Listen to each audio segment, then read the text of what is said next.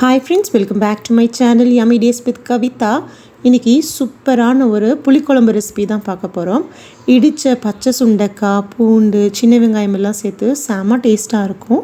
குழம்பு மாதிரி இல்லை, கொஞ்சம் தொக்கு மாதிரி சூடான சாதத்தில் அப்படியே கலந்து சாப்பிட்ற மாதிரி செய்ய போகிறோம். வாங்க இந்த சூப்பரான ரெசிபி என்னோட ஸ்டைலில் எப்படி செய்யறதுன்னு பார்க்கலாம். 4 5 டேபிள் ஸ்பூன் பக்கம் நல்லெண்ணெய் சேர்த்துக்கோங்க. நல்லெண்ணெய் வந்து புளிக்குழம்புக்கு கொஞ்சம் ஜாஸ்தியாக தான் சேர்த்துவோம். 1/2 ஸ்பூன் கடுகு, 1/2 ஸ்பூன் வெந்தயம், நான் ஒரு 2-2.5 கை பக்கம் பூண்டு சேர்த்த போகிறேன். எங்களுக்கு புளிக்குழம்புல பூண்டு சாப்பிட்றதுக்கு ரொம்ப ரொம்ப பிடிக்கும். அதனால் நான் ஒரு 2.5 கை பக்கம் சேர்த்துருக்கேன். உங்களுக்கு பூண்டு டேஸ்ட்டு பிடிக்காது அப்படின்னா நீங்கள் ஒரு 10 பூண்டு சேர்த்துனா போதும். ஒரு 2 நிமிஷம் அதை நல்லா அப்படியே வதக்கி விடுங்க. 2 பச்சை மிளகாயை 2ஆக கீரி சேர்த்துக்கோங்க. 2 வரமிளகாயை 2ஆக கட் பண்ணி உள்ளே சேர்த்துக்கலாம். கொஞ்சம் கருவேப்பிலை சேர்த்து நல்லா வதக்கி விட்டுக்கோங்க. மெயினாக பூண்டு வந்து கொஞ்சம் முறுமுறுன்னு ஆகணும், அப்போ தான் டேஸ்ட்டு நல்லாயிருக்கும். கை நிறைய சின்ன வெங்காயம் சேர்த்துருக்கேன். கிட்டத்தட்ட ஒரு 10 சின்ன வெங்காயம் இருக்கும். சின்ன வெங்காயம் டேஸ்ட்டு தான் நல்லாயிருக்கும். சின்ன வெங்காயம் கிடைக்கலன்னா ஒரே ஒரு பெரிய வெங்காயம் சேர்த்துக்கோங்க. பூண்டை விட வெங்காயம் சீக்கிரம் வதங்கிடும். அதனால தான் நம்ம ஃபஸ்ட்டு பூண்டு சேர்த்து நல்லா வதக்குனதுக்கப்புறம் சின்ன வெங்காயம் சேர்த்துறோம்.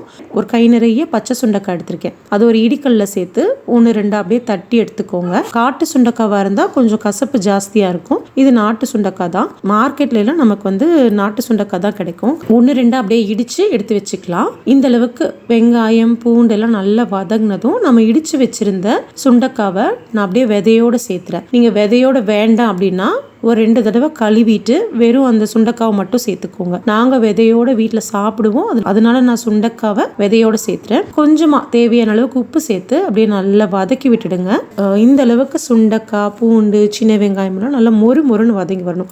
அப்போ தான் டேஸ்ட்டு சூப்பராக இருக்கும், கசப்பும் இருக்காது, ரொம்ப நல்லா இருக்கும். மெயினாக இன்னொரு டிப் என்னென்னா, ஹீமோக்ளோபின் கம்மியாக இருக்கவங்க, ரத்த சோகை இருக்கவங்க, கொஞ்சம் புளியெல்லாம் கம்மியாக சேர்த்துறவங்க ஒரு புளிப்பு டேஸ்ட்டுக்காக நீங்கள் 2 நாட்டு தக்காளியை சேர்த்துக்கலாம். டேஸ்ட்டு சூப்பராக இருக்கும். நான் ஒரே ஒரு தக்காளியை அரைச்சி உள்ளே சேர்த்துக்கிறேன். இது கூடவே 2 ஸ்பூன் குழம்பு மிளகாய் தூள், கொஞ்சமாக மஞ்சத்தூள் சேர்த்து நல்லா அந்த எண்ணெயிலேயே வதக்கி விடுங்க. இதெல்லாம் ஒன்றா இந்த அளவுக்கு கலந்து வரணும்.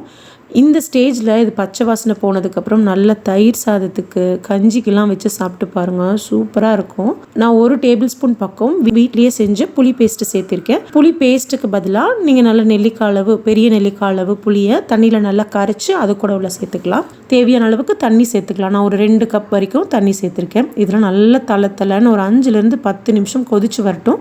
மீடியம் ஃப்ளேம்லேயே வச்சுக்கோங்க. மீடியம் ஃப்ளேமில் வெந்து வரும்போது தான் டேஸ்ட்டு சூப்பராக இருக்கும். நீங்கள் ஃபுல்லாக ஹை ஃப்ளேமில் வச்சிட்டிங்கன்னா தண்ணி சீக்கிரமாக சுண்டிடும், அந்த மசாலாலாம் ஒன்று கலந்து வந்திருக்காது. ஸோ மீடியம் ஃப்ளேம்லேயே ஒரு 5-10 நிமிஷம் நல்லா அப்படியே வேக விட்டுடலாம். இந்த அளவுக்கு அது நல்லா வெந்து சுண்டி வந்ததுக்கப்புறம் ஸ்டவ் ஆஃப் பண்ணிடலாம். உங்களுக்கு வெல்லம் டேஸ்ட்டு பிடிக்கும் அப்படின்னா ஒரு 1/2 டேபிள் ஸ்பூன் பக்கம் வெல்லம் சேர்த்துக்கோங்க. எங்கள் வீட்டில் வந்து புளிக்குழம்புல யாரும் வெல்லம் சேர்த்துக்க மாட்டோம், அதனால் நான் வெல்லம் சேர்த்தலை. ஸ்டவ் ஆஃப் பண்ணிவிட்டு ஒரு 5 நிமிஷம் கழித்து பார்த்தீங்கன்னா இந்த அளவுக்கு நல்ல எண்ணெய் பிரிஞ்சு வந்திருக்கும். அவ்வளோதான், செம்ம டேஸ்டியான சுண்டக்காய் பூண்டு புளிக்குழம்பு ரெடி. கண்டிப்பாக ட்ரை பண்ணி பாருங்கள். ட்ரை பண்ணி பார்த்துட்டு எப்படி இருந்துச்சு அப்படின்னு உங்கள் ஃபீட்பேக்ஸ் அண்ட் கமெண்ட்ஸை என் கூட ஷேர் பண்ணுங்கள். நம்ம சேனலுக்கு சப்ஸ்கிரைப் பண்ணுங்கள். தேங்க்யூ.